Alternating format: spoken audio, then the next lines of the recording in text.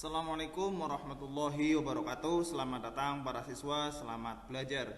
Bertemu lagi dengan saya Zaini Mutakin Akif di akun ZMR Channel.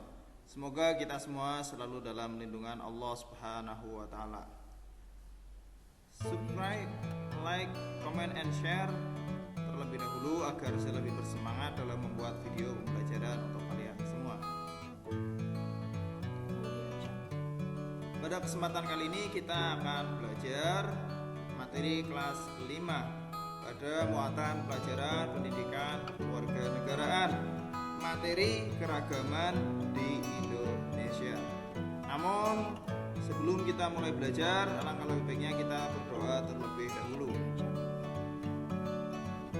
Setelah kalian berdoa, silahkan persiapkan buku dan alat tulis kalian, kemudian simak perhatikan baik-baik penjelasan video berikut ini.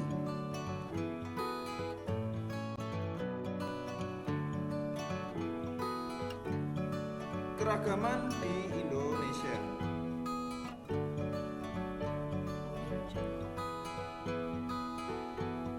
Indonesia merupakan negara yang kaya akan keragaman. Keragaman yang ada di Indonesia meliputi suku, bangsa, agama, budaya, serta kegiatan ekonomi. Akan tetapi, meskipun keberagaman ini menimbulkan perbedaan, namun masyarakat sebaiknya tetap bersatu sesuai semboyan Bhinneka Tunggal Ika yang mencerminkan keragaman namun tetap satu jua. Keragaman dalam kehidupan sehari-hari dapat kita temui dalam kegiatan, salah satunya pada organisasi.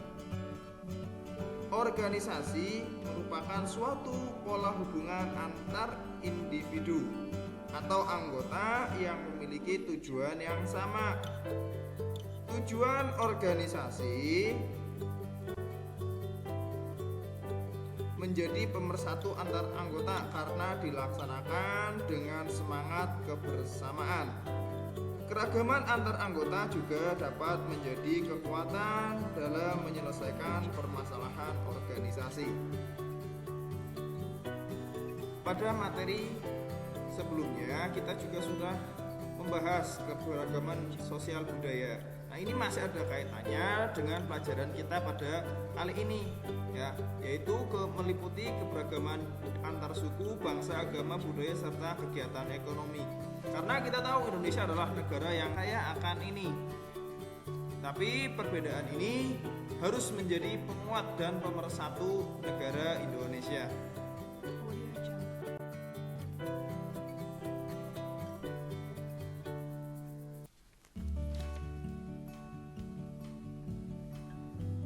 Perbedaan bekerja seorang diri dan kelompok.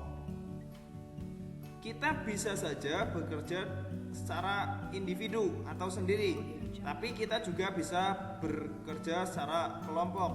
Tentu ada manfaatnya ketika kita bekerja dalam kelompok. Antara lain dapat saling bertukar pendapat. Kita belajar bertoleransi, mampu menyelesaikan masalah dengan kebersamaan. Ini manfaat ketika kita bekerja dalam kelompok, ya, apabila misalkan dalam menggarap suatu proyek kita tidak bisa menyelesaikan, kita bisa bertukar pendapat dengan teman yang lainnya. Ini manfaatnya. Kemudian kita belajar bertoleransi. Dalam kelompok biasanya ada orang yang berbeda ras, ada berbeda suku, berbeda bahasa, ya, ada orang dari Sunda, ada orang dari Jawa, ada orang dari Batak. Nah, ini disatukan melalui toleransi. Maka dalam bekerja secara kelompok kita harus menjunjung tinggi toleransi. Kemudian mampu menyelesaikan masalah dengan kebersamaan.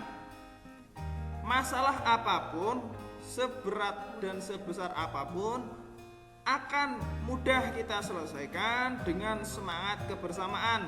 Apabila kita mempunyai semangat kebersamaan yang tinggi, maka pekerjaan yang berat pun akan terasa mudah bila dikerjakan bersama-sama. Untuk itu kita harus selalu bekerja sama dalam hal-hal kebaikan. Tetapi jangan kalian bekerja sama ketika kalian sedang ulangan. Ini contoh yang tidak baik. Ketika ulangan kalian harus tanggung jawab dan harus menyelesaikan seorang diri. Nah, inilah kita harus membedakan yang baik untuk kelompok maupun baik untuk individu.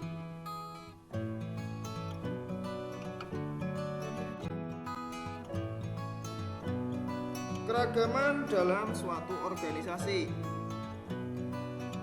Organisasi merupakan salah satu contoh bentuk keragaman yang ada di sekitar kita.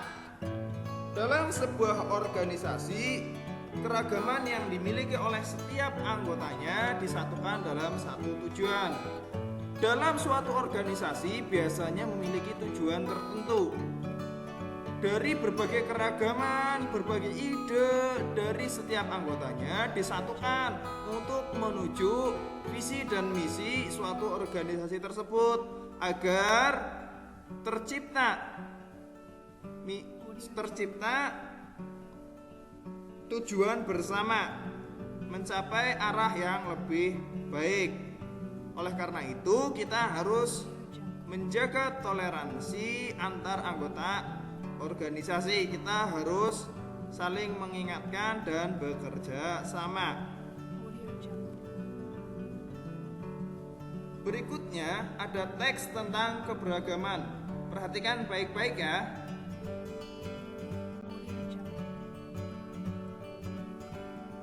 Perhatikan dengan baik penjelasan atau teks tentang keragaman berikut. Nanti di akhir akan ada soal yang harus kalian kerjakan.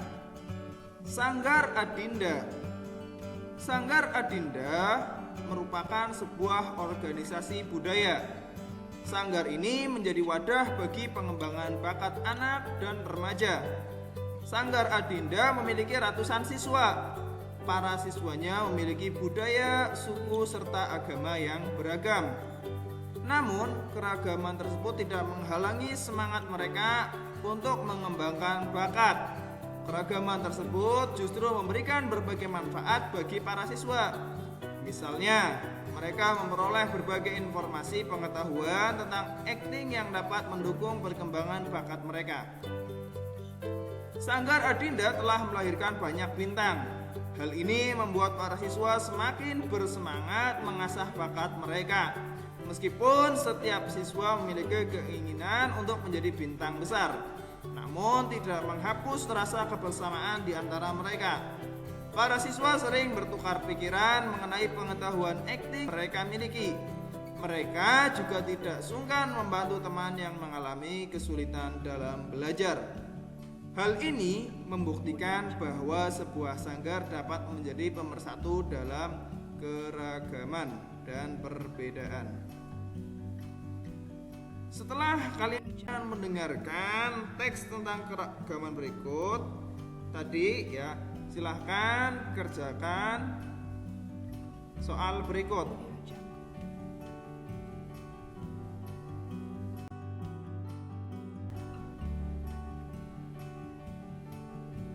Satu, mengapa keragaman budaya yang dimiliki oleh para siswa di Sanggar Adinda tidak menjadi penghalang dalam mengembangkan bakat mereka? Dua, bagaimana para siswa memanfaatkan keragaman yang mereka miliki? Tiga, apa manfaat dari keragaman tersebut? Empat, apa bentuk-bentuk keragaman yang dimiliki oleh para siswa Sanggar Adinda? Ceritakan pendapatmu. 4 soal kalian kerjakan, tulis di buku kalian soal beserta jawabannya. Jangan lupa jawaban nanti dikirim via WA. Untuk itu kalian harus bisa mengulang, kalau belum jelas bisa mengulang bacaan tentang Sanggar Adinda yang tadi. Sampai di sini dulu, saya ucapkan terima kasih. Mudah-mudahan sedikit ilmu yang saya berikan dapat menambah wawasan keilmuan kita. Semoga bermanfaat di kemudian hari. Jangan lupa patuhi protokol pemerintah dengan memakai masker apabila keluar rumah dan rajin untuk mencuci tangan. Sekian, wassalamualaikum warahmatullahi wabarakatuh.